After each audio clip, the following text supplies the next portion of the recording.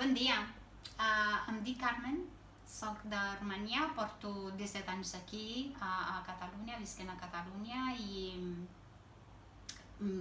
estic fent part d'un equip que estem defensant la llengua catalana. Som gent de fora que no hem nascut aquí, val? I que hem vingut de fora i hem decidit a viure aquí i parlem el català. Ho dic perquè el que passa que, clar, el meu accent ja es nota, ja veieu que no és l'accent català. Doncs per meu accent i potser quan dic d'on ets de Romania, doncs la gent em canvia la llengua i em parla en castellà.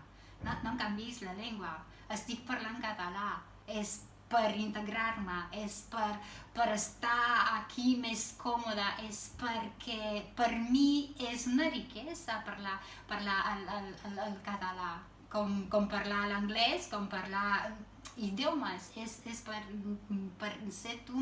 fer més rica la cultura. Vull dir que no canvis la llengua és perquè la gent d'aquí de Catalunya, el que està fent sempre et canvia el castellà.